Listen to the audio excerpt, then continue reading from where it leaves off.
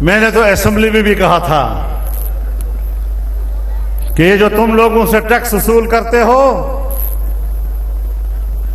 یہ قوم عادی ہو چکی ہے. اس نے انگریز کو بھی ٹیکس نہیں دیا تھا, انگریزی نظام کے تسلسل کو بھی یہ لوگ ٹیکس نہیں دے رہے ہیں. اور ٹیکس تب دیں گے ہم جب تمہیں ہمیں امن مہیا کرو گے, ہمیں معیشت مہیا کرو گے. ملک کی معیشت تباہ کر دی تم لوگوں نے, ملک کا امن و امان تم نے تباہ کر دیا ہے. جب تم مجھے امن نہیں دے سکتے, جب تم مجھے معاش نہیں دے سکتے, کس بنیاد پر تم مجھ سے ٹیکس لینے کے حقدار بن سکتے ہو؟ بات اصول کی ہے, بغیر اصول کے ہم بات نہیں کر رہے. تم میرے عقائد کو مت چھیڑو, تم میرے اسلام کو مت چھیڑو. عقیدہ ختم نبوت پر امت مسلمہ کا اتفاق ہے اور سود کے خاتمے پر پوری قوم متفق ہے. ٹھیک ہے کہ نہیں؟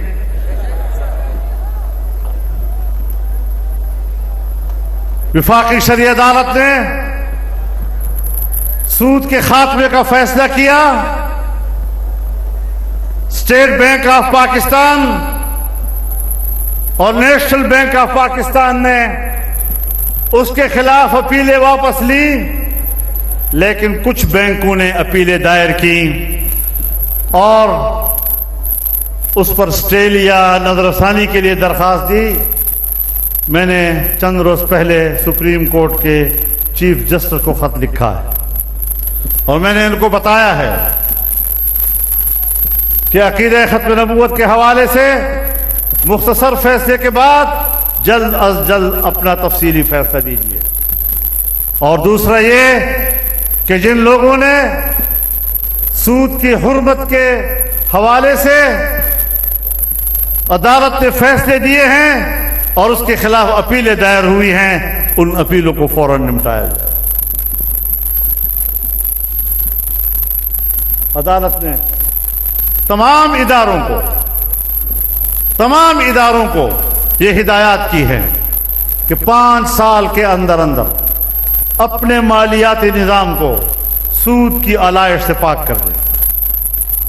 پھر کسی بینک کے اسٹے کے اوپر کیسے آپ نے اتنا بڑا فیصلہ روکا ہوا ہے؟ تو انشاءاللہ اس کے لیے بھی تحریک چلائیں گے, اس کے لیے بھی ہم میدان میں رہیں گے. سود کا نظام اللہ سے اور اس کے رسول سے براہ راست جنگ کا نام ہے. کیا کوئی مسلمان یہ سوچ سکتا ہے کہ میں اللہ اور اس کے رسول سے جنگ کروں؟ کیا کوئی سوچ سکتا ہے اس کا؟ اور اس ملک میں ہم 77 سال سے ہم اللہ اور اس کے رسول کے ساتھ جنگ کر رہے ہیں. کہاں سے رحمت آئے گی؟ دشمن پر بھی کوئی رحم کر سکتا ہے؟ ان حکمرانوں کی وجہ سے آج ہم من حیث القوم اللہ اور اس کے رسول کے مقابلے میں جنگ پہ اترے ہوئے ہیں. ہم اللہ سے معافی مانگتے ہیں اور اس گناہ کی تلافی کے لیے میں پوری قوم کو متحد ہونے کی دعوت دیتا ہوں. اور انشاءاللہ ہماری اگلی تحریک اس لعنت کو ختم کرنے کے لیے ہوگی. آپ کا اتفاق رائے ہے تو انشاءاللہ العزیز عقیدہ ختم نبوت پر مجلس تحفظ ختم نبوت جس طرح پہرا دے رہی ہے, ہم اس کے شکر گزار بھی ہیں.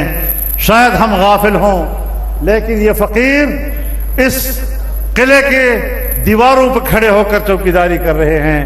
انشاءاللہ ہم اس تحریک کو آگے بڑھائیں گے اور یہ سلسلہ جلسوں کا چلتا رہے گا. 14 اکتوبر کو مفتی محمود کانفرنس انشاءاللہ سندھ کے شہر میرپور خاص میں ہوگا اور انشاءاللہ اسلامیان پاکستان اس میں بھی شرکت کریں گے. اللہ تعالی ہمارا حامی و ناصر ہو اور اللہ تعالی ہمارے قصوروں کو معاف فرما دے. اللہ اپنے عفو و کرم کا معاملہ فرمائے.